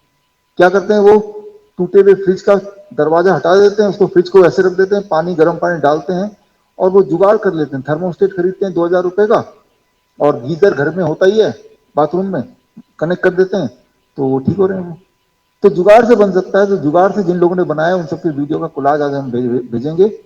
तो जुगाड़ से बना सकते हैं, फ्री में बना सकते हैं, हमसे खरीद सकते हैं, या लाख रुपए खर्च करके जकूजी खरीद सकते हैं. या फिर हमने यहाँ पे उन्हीं को बोला है जिनको हमें लगता है एब्सोल्युटली जरूरी है करना. सबको नहीं बोला है. हालांकि सभी करें तो अच्छा है, लेकिन सबको करने की जरूरत नहीं है, क्योंकि ये जगह घेरेगा, इलेक्ट्रिसिटी लेगा, पानी लेगा इतना सारा। अगर आप अकेले हैं उसमें करने वाले, फिर पानी हर 3 दिन, तीसरे चौथे दिन बदलेंगे तो चल जाएगा। लेकिन अगर आपके उसी को कोई और भी यूज करेगा तो पानी लगभग हर बार बदलना पड़ेगा, फिर same water can not be use. तो इसीलिए जिनको एब्सोल्युटली नेसेसरी है, और हमेशा जिंदगी भर करने की जरूरत नहीं है, 1 महीना 2 महीना मैक्सिमम 3 महीना, और वो जिस चीज के लिए कर रहे हैं, किडनी फेलियर है या कैंसर का पेन है, अल्टीमेटली वो ठीक, या मान लो बॉडी पैरालिसिस है, वो ठीक हो जाएगा तो छोड़ दीजिए करना। हाँ, नहीं ठीक है तो वो कर ही सकते हैं, मैं भी करता हूं घर पे। लेकिन ये कि जिनको तो जरूरी करना उन्हीं को लिखा है हमने, प्लीज। नहीं नहीं, पाँव तक का, जहां पे है लोकलाइज्ड, बाल्टी में। हाँ, आपको लिख के दिया होगा, जिनको हॉट वाटर पूरे यहां तक का दिया उनको यहीं तक का करेंगे तो ज्यादा लाभ होगा। बीपी डाउन, देखिए हमने अभी तक बात की बीपी अप हो तो क्या करेंगे, है ना। तो जो आप कर रहे हो उसे बीपी अप रहता है, अप से डाउन रहता है, सॉरी अप से डाउन रहता है। जैसे आपने डाइट को चेंज कर दिया, 6 बजे के बाद नहीं खाएंगे, ये सारे नियम जब करेंगे तो बीपी नॉर्मलाइज रहता है। किसी का बीपी अगर डाउन चला गया, वो ज्यादातर जाएगा जो लोग दवाइयों पे हैं, राइट, एकदम नीचे चला जाता है। तो बीपी को ऊपर करने का तरीका क्या है, 2 तरीके आपके पास है। एक तरीका जो यहाँ पे लिखा है, it is called leg raise. जब आप किसी को, इंसान को लिटाते हैं और उस तरफ सिर है, इधर पैर है इस तरफ, और इधर 3-3 ईंटें लगा देंगे तो ये थोड़ा ऊपर हो जाएगा, है ना। तो लेग रेज, 1 फीट रेज होगा जब, तो बीपी बढ़ने लगता है। ऐसे 1 घंटा लिटा सकते हैं, बीपी बढ़ जाएगा। या फिर कॉफी, 1 चम्मच कॉफी पाउडर लेके, नेस्कैफे कोई भी, 1 कप गर्म पानी में डाल के पिला देंगे तो बीपी बढ़ जाएगा। तो बीपी बढ़ाना हो तो आपको इस तरीका है, बीपी घटाना है तो lower leg hot water immersion, वो भी तरीका है। दोनों दोनों को, कोल्ड, देखिए cold water can be damaging for the body, है ना। कोल्ड वाटर, हाँ cold water can be damage. हाँ,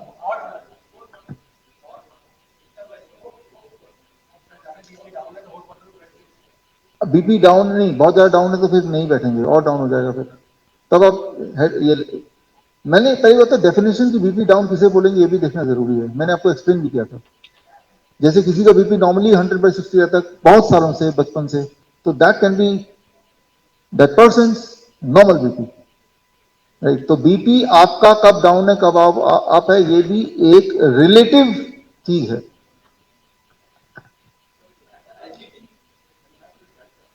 हाँ, ग्राइट टब में हम पानी कैसे निकालते हैं, उसके अंदर जो मोटर है, जिससे मोटर से पानी घूमता है, उसी मोटर का जो पाइप, जो गीजर से लगा पाइप, गीजर से निकाल के बाहर की तरफ कर देंगे तो बाहर जाने लगेगा पानी। वो टुल्लू पंप की बात कर रहा हूं मैं।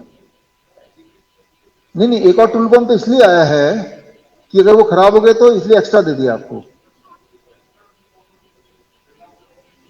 यूज कर लीजिए उसको ड्रेन आउट करने के लिए। अल्टीमेटली पानी को बाहर ही फेंकना है। पानी को रियू, अगर आप खुद ही बैठ रहे हैं तो पानी तो रियूज हो ही सकता है। अगर 2-3 लोग बैठ रहे हैं बारी बारी से तो पानी हटाना पड़ता है कई बार।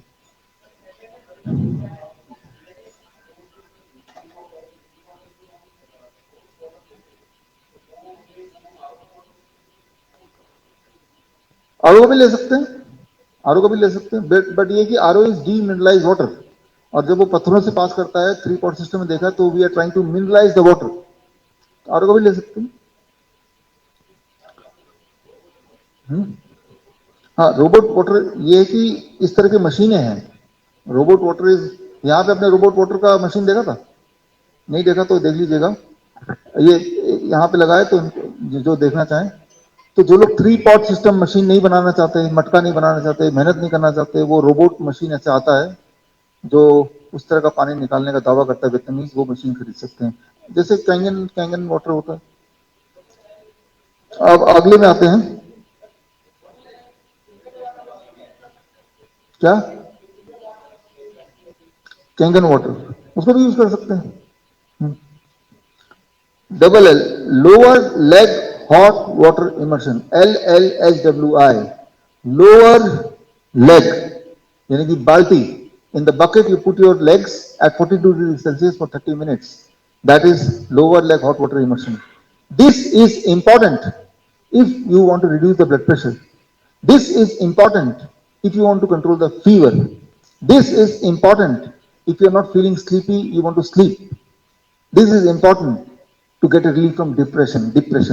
डिप्रेशन के पेशेंट हैं, या नींद नहीं आ रही हो, या ब्लड प्रेशर को कम करना हो, या फीवर है उसको कंट्रोल करना हो, फ्लू को कंट्रोल करना हो, इन चारों में आप ये कर सकते हैं। SOS, जब जरूरत पड़े, ये दवाई के रूप में काम करेगा। अच्छा, फ्लू हो गया, फीवरिश लग रहा है तो कर लो LLHWI, lower leg hot water immersion. आप एक बाल्टी खरीदिए जो थोड़ा ऊंचा हो, ताकि पानी में पैर पूरा डूबे, है ना। अभी जो बाल्टी है आपके नॉर्मल बाथरूम में, उसमें पानी यहीं तक रहता है, right. It should be up, जहां तक डूबे, घुटने तक।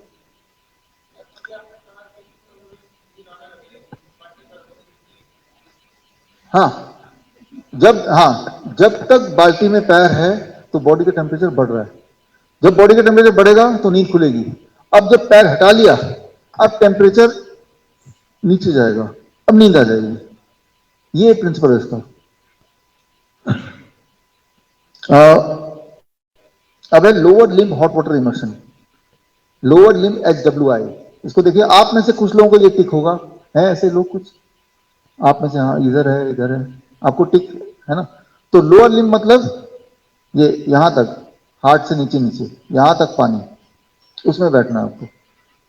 तो इतने से ही आपका काम चल जाएगा। अगर वो लोग यहां तक बैठेंगे तो कोई नुकसान है नहीं, नुकसान है, लेकिन यहां तक पानी पानी ज्यादा लगेगा, ज्यादा पानी को ज्यादा गर्म करना, ज्यादा देर लगेगी। जब काम इतने से चल रहा है तो इतने से चला लो, कम पानी लगेगा, जल्दी गर्म हो जाएगा। तो lower limb hot water immersion. Head down tilt, HDT, है किसी का? हेड डाउन टिल्ट आपका है, हेड डाउन टिल्ट आपका है। जो सिम्टम जिनके किडनी के होते हैं, जैसे स्वेलिंग है, यूरिन आउटपुट कम होना है, या यूरिन जो आता है उसमें झाग निकलना है, उनको हेड डाउन टिल्ट भी हम देते हैं। हेड डाउन टिल्ट करीब 1 घंटा आप कीजिए कम से कम सुबह, यानी कि एक तरफ का 1 फीट ऊपर करना है, 1 फीट। और पैर, हमारे बहुत सारे पेशेंट हेड डाउन टिल्ट क्या कैसे करते हैं, जो लोग मान लो 6 बजे उठने की आदत है, तो 5 बजे का अलार्म लगा देते हैं, और 5 बजे साथ में एक और बेड है जो कि ऊंचाई पे है, 5 बजे छलांग मार के दूसरे बेड पे चले जाते हैं, वो सो जाते हैं 1 घंटा और, लेकिन हेड डाउन टिल्ट पोजीशन में सो जाते हैं।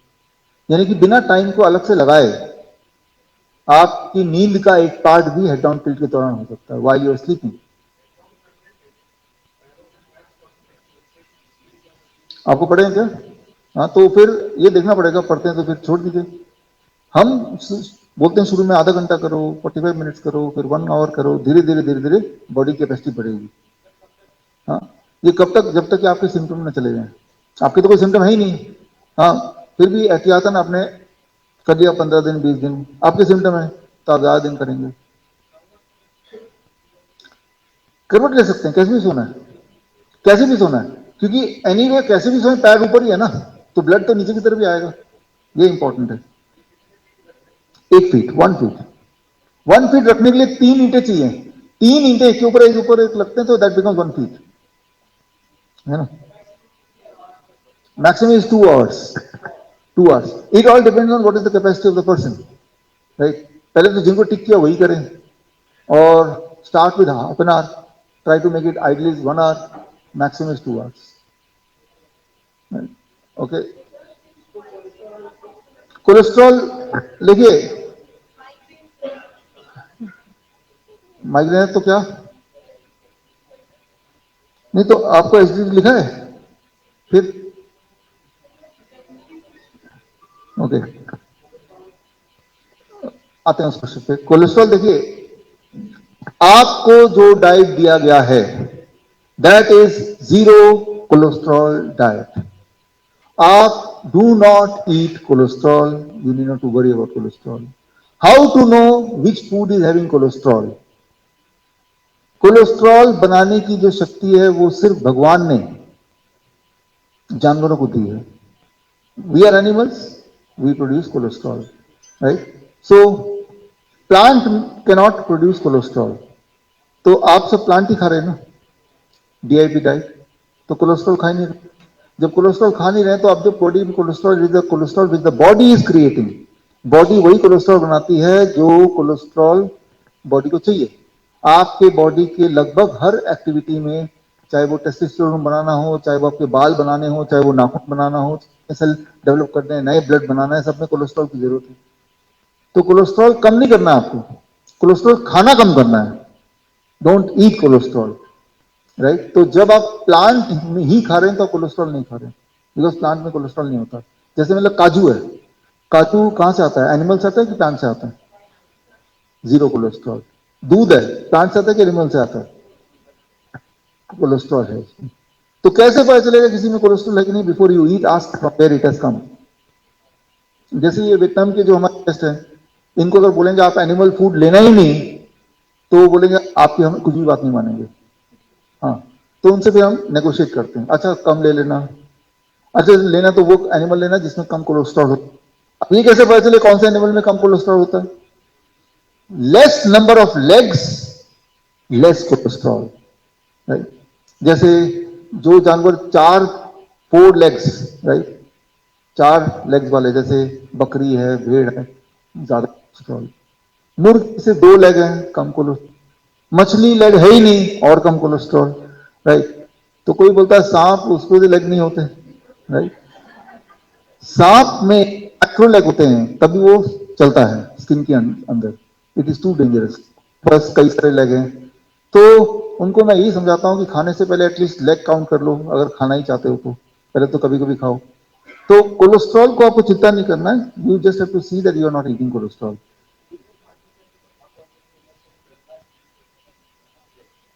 नहीं, हॉट वाटर में कहां तक किसको बैठना है वो हमने टिक कर दिया, आपका टिक है, बस आपको नहीं करना है। आपको मेडिकली जरूरत नहीं है, नंबर वन। लेकिन अगर आप करेंगे तो नुकसान कुछ नहीं, फायदा ही है। क्योंकि हॉट वाटर इमर्शन ये कर रहा है कि आपके बॉडी के अंदर कुछ टॉक्सिक है तो उठा के बाहर फेंकना है, ये तो अच्छी चीज है। तो अगर आप करना चाहते हैं तो यहां तक कर सकते हैं, अगर डेली 45 मिनट टू 1 आवर कर लेंगे तो परफेक्ट है। करते वक्त थोड़ा थोड़ा पानी पीते रहिए, क्योंकि बॉडी से पानी निकल रहा है तो पानी अंदर जाना भी चाहिए, है ना, इतना ही करना है। नॉर्मल टेम्परेचर, ना ठंडा ना गर्म, नॉर्मल। गर्मी में, सर्दी में जो टेम्परेचर है नॉर्मल वही पीना चाहिए। ओके, अब देखिए लेग रेस। आप में से कुछ लोगों को लेग रेस है इस ऑडियंस में? लेग रेस किसी को टिक नहीं है, ठीक है, इसको छोड़। लेग रेस में जो लोग हेड डाउन टिल्ट नहीं कर पाते, जैसे आप बोल रहे थे माइग्रेन है, अभी बोल ही रहे थे, तो क्या करें ऐसे लोग, उनको हम लेग रेस बोलते हैं। लेग रेस, लेग रेस में क्या करते हैं, स्ट्रेट लेट दिया, सिर्फ उसमें टांगों को हमने 1 फीट ऊपर कर दिया और ऐसे ही लेटे रहे स्ट्रेट पॉस्चर में, राइट। मान लो 2 पिलो लगा दिए, 3 पिलो लगा दिए।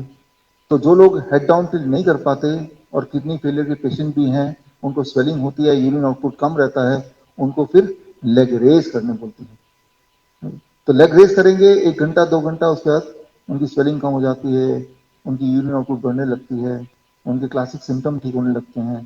तो लेकिन लेग रेस उन्हीं को बोलेंगे जो हेड डाउन टिल्ट किसी वजह से नहीं कर पा रहे। कई बार जैसे आप लोग ट्रेन में जाएंगे, कोई किडनी पेशेंट आता है जो ट्रेन में ऑफिस जा रहा है, तो वहां तो हेड डाउन टिल्ट नहीं कर पाएगा, वहां लेटे हुए हैं, जो बर्थ आपको मिली है तो लेग रेस करते हुए चले जाओ। ये है लेग रेस का इस्तेमाल।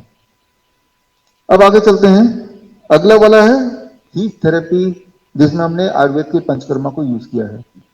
अब इसमें आप ध्यान से देखिए, आपको टिक किया होगा, किसी को 1, किसी को 2, किसी को 3, है अलग अलग जगह पे टिक। जो भी आपको टिक किया वही घर जाके आपको करना है। उसको कैसे करेंगे वो आपने, मैं ये समझ रहा हूं कि 3 दिन में सीख लिया होगा, 3 दिन में यहां भी कराया होगा। उसको करने के लिए जो सामग्री चाहिए वो भी आपको यहां दे दिया जाएगा, वो आप लेके जाएंगे। अगर आपको कोई भी कंफ्यूजन है इस पंचकर्मा के संबंधित, तो इस मेरे लेक्चर के बाद जो अभी खत्म होने वाला है, आप वो अपने, हमारी टीम यहीं बैठी है, उनसे पूछेंगे ताकि आप घर पे कर पाए। ये पंचकर्मा जीवन भर नहीं करना है, अगले 1 महीने तक करेंगे, जब आपके सिम्टम वगैरह चले गए जिसके लिए आप आए हैं यहाँ पे, तो वो करना छोड़ देंगे फिर। तो बेसिकली यहाँ पे जो सेब बना है एप्पल ग्रेविटी वाला, वो हमेशा नहीं करना है, 1 महीने से 3 महीने। ये पंचकर्मा ये हमेशा नहीं करना है, ये कुछ दिन करना है, बस 1 महीना लगभग। लेकिन बाकी जो सारी चीजें हैं वो हमेशा के लिए करनी है। अब आते हैं आखिरी में टाइम एज मेडिसिन। इसमें देखिए आपको टिक किया होगा 10 बजे से 6 बजे के बीच में। कितने लोगों को टिक किया? पहला टिक। ये जितने लोगों ने हाथ रेस किया, ध्यान से सुनिए, अगले 15 दिन का आपका शेड्यूल है 10 to 6, सिर्फ 15 दिन। 15 दिन के बाद आप इस तरफ शिफ्ट हो जाएंगे, यानी कि 2 नंबर पे 8 to 6, और उसके 15 दिन बाद आप फाइनली इस तरफ शिफ्ट हो जाएंगे 8 AM to 8 PM। That becomes a permanent one, right? ठीक इसी तरह से आप में से कितने लोग हैं जिनका दूसरा नंबर 8 AM to 6 PM टिक किया? ये तो 15 दिन आप यही करेंगे, और 15 दिन बाद चाहे तो आप इस तरफ शिफ्ट हो सकते हैं, यानी कि 8 AM to 8 PM। ठीक यही रहता है कि शाम के 6 बजे के बाद ना खाएं, लेकिन ये कई बार प्रैक्टिकली नहीं हो पाता। तो क्योंकि प्रैक्टिकली नहीं हो पाता तो जीवन भर नहीं करने बोल रहा हूं मैं, लेकिन फिर भी मैं बोल रहा हूं कि 15 दिन तो कीजिए। एक बार बॉडी का सारा टॉक्सिक बाहर हो जाए, एक बार बॉडी क्लॉक पते पे आ जाए, एक बार दवाई छूट जाए, एक बार आपका पेन चला जाए, वो डिस्कम्फर्ट चला जाए, फिर आप एक बैलेंस मेंटेन कर सकते हैं, राइट? सो ये है टाइम एज मेडिसिन। अब आखिरी में आएंगे मेडिकेशंस। जो दवाइयां आप ले रहे थे यहां आने से पहले, उनमें से काफी सारी दवाइयां आपकी छुड़ा दी गई है 3 दिनों में, आपके सिम्टम को देखते हुए। कुछ दवाइयां आपने खुद भी छोड़ दी है, सप्लीमेंट सारे छोड़ दिए हैं, राइट? कुछ दवाइयां, जैसे थायराइड की दवाई आपकी नहीं छोड़ी है। 1 महीने बाद, इन सब के करने के 1 महीने बाद आप थायराइड टेस्ट कराएंगे। थायराइड की पेशेंट प्लीज इसको समझ लीजिए, थायराइड टेस्ट करने के बाद एक्सपेक्टेड है कि थायराइड TSH आपका नीचे जाएगा, दवाई को आधा करना है, फिर अगले महीने फिर टेस्ट कराना है, फिर थायराइड फिर नीचे जाएगा तो दवाई छोड़ देना है। तो ये अगर नहीं छोड़ेंगे तो वो हाइपोथायराइड हाइपरथायराइड बन जाएगा, आपकी दिक्कत और बढ़ जाएगी। तो दवाई छोड़ना मजबूरी है, राइट? कंपल्शन है आपके लिए। नहीं छोड़ेंगे तो नुकसान करेगा वो दवाई। अभी नुकसान नहीं कर रहा है उतना जितना तब करेगा, बिकॉज तब आप ठीक हो चुके होंगे, अब वो पटरी पे आ गया, तब भी आप ले रहे हैं तो नीचे चला जाएगा। तो ये, तो कुछ दवाइयां हैं जो आपको अभी छुड़वाई नहीं है हमने, लेकिन वो टाइम टू टाइम धीरे धीरे छोड़ेंगे। और उसके अलावा जो अलग और दवाइयां हैं, तो हमारी जो टीम है जिनमें डॉक्टर सलील महेश्वरी सबसे ऊपर नाम लिखा है, तो जो ड्रग टेपरिंग में आपकी ये सारी की है, तो आपका आगे असेसमेंट देख के आपको हम कोशिश करें, गाइड करें कब कब दवाई छोड़ना सेफ रहेगा। सेफ इसलिए नहीं कि दवाई आपको बहुत फायदा कर रही है, इसलिए कि आपकी बॉडी को दवाई की लत लग चुकी है, तो उस लत से हटाने के लिए धीरे धीरे। फॉर एग्जाम्पल आप देख रहे हैं कि मैं ऐसे खड़ा हूं, सपोर्ट लेके खड़ा हूं, ठीक है ना? ऐसा नहीं कि बिना सपोर्ट के मैं खड़ा नहीं हो सकता, लेकिन क्योंकि ये है तो मेरी लत लग गई, आई एम फीलिंग कंफर्टेबल। बिना बताए कोई झटके से खींच लेगा तो आई विल फॉल, है ना? तो पहले वार्निंग देगा, भाई मैं हटाने वाले टेबल, अपने आप को संभाल लो, तो मैं बोलूँ रुक जाओ, देन आई स्टैंड, अब टेक अवे। तो मतलब ये कि आपके बॉडी को धीरे धीरे बता रहे हैं कि भाई बॉडी ठीक हो रही है, दवाई को धीरे धीरे अकॉर्डिंगली टेपर डाउन करना है, खत्म करना है। देखिए आप ये उम्मीद कर सकते हैं जब ये सर्केडियन चार्ट आप फॉलो करेंगे, जैसे 6 बजे के बाद नहीं खाना खाना फॉर एग्जाम्पल, और डाइट पे भी ये चेंज कर देना, तो ये इसीलिए कर रहे हैं कि ये सारी प्रॉब्लम ठीक हो जाए, है ना? क्योंकि आप ये नहीं कर रहे थे तो वो सब हो रहा था। आप जब अपना बॉडी को, फिर भी मान लो नहीं हो रहा है, एक बार को वॉमिटिंग फिर भी आ रही है, वॉमिटिंग जब आ रही है स्पेशली ये सब करने के बाद भी, तो 24 घंटे के लिए कोकोनट वाटर फास्टिंग। इस पूरे इसमें कोई भी आपको अगर चैलेंज आ रहा है आपका इंटेस्टाइनल ट्रैक्ट में, तो 24 आवर फास्टिंग, चाहे लूज मोशन हो या वॉमिटिंग, बाहर निकल रहा है ऊपर से या नीचे से निकल रहा है, यानी कि आपका बॉडी कुछ तो छोड़ना चाहता है, निकालना चाहता है, खत्म करना चाहता है, तो वॉमिटिंग होने दीजिए। लेकिन जब वॉमिटिंग भी हो रहा है, ये लूजिंग वाटर, ये losing some minerals also, you have to compensate that. How? Coconut water fasting. तो वॉमिटिंग हो रहा है, खाना पीना सब बंद, नारियल पानी 1 दिन के लिए, लूज मोशन हो रहा है, खाना पीना बंद, नारियल पानी 1 दिन के लिए, स्टमक एक हो रहा है, खाना पीना बंद, only coconut water, only for 1 day. So this means you have to give rest to the stomach for 1 day.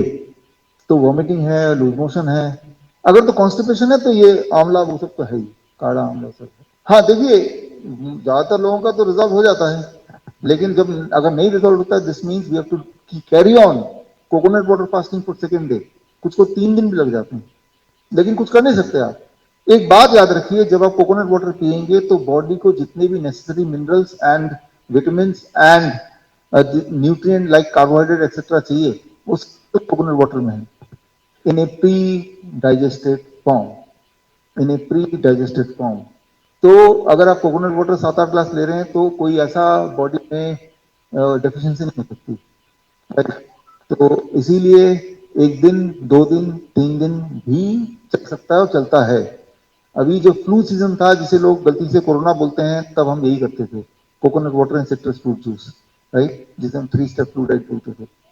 अभी भी यही करते हैं। देखिए, कोकोनट वाटर अवेलेबल नहीं है तो वहां पे आप सिर्फ पानी पीने पड़ेगा आपको, राइट? कोकोनट वाटर का कोई ऑल्टरनेट उतना है नहीं, या फिर वहां पे वाटरमेलन लेना पड़ेगा, उसका आप जूस निकाल के वो पानी पियेंगे, लेकिन उतनी क्वांटिटी में नहीं पी सकते, थोड़ा भी पियेंगे, राइट? इस तरह से करेंगे।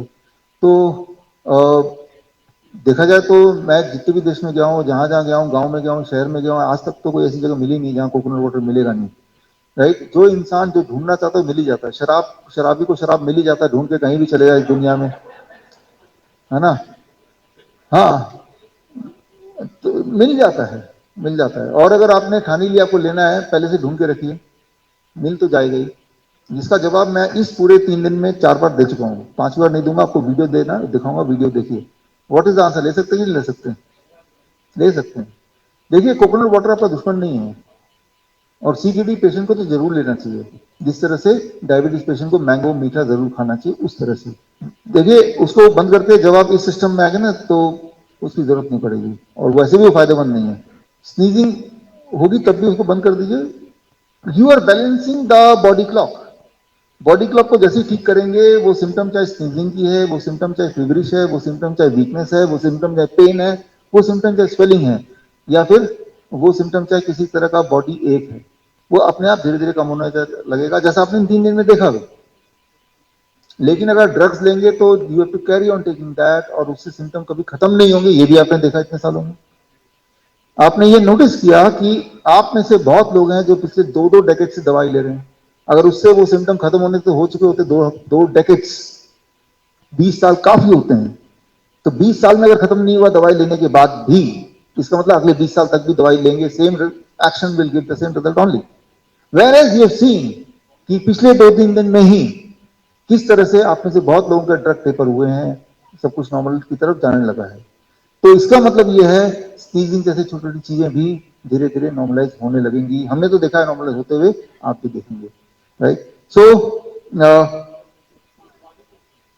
पानी तो तब पीना जब आपको प्यास लगेगी, ऐसा कोई हार्ड एंड फास्ट रूल नहीं है, कोई हमने इसको कंट्रोल नहीं किया है। आप 24 घंटे में जब प्यास लगे, जितनी प्यास लगे, जितना मन करे। आप जब इस डाइट में रहेंगे तो ये डाइट इटसेल्फ इज 80% वाटर। जैसे टमाटर खाएंगे कच्चा तो 80% तो 85% पानी है उसमें, है ना? इसीलिए जब आप इस डाइट में रहेंगे तो प्यास वैसे भी कम लगेगी। मैं पानी कम पीने नहीं बोल रहा हूँ, लेकिन मैं बोल रहा हूँ कि पानी एज इट इज आप पी पा रहे हैं in the form of fruits and vegetable in raw form, right? तो प्यास थोड़ी कम लगेगी, लेकिन जब प्यास लगेगी तो आप बिना सोचे समझे जितना आपको मन करे, इच्छा हो, जब इच्छा हो, पानी तो रिस्ट्रिक्ट नहीं करना चाहिए, उसको पीते ही रहना चाहिए।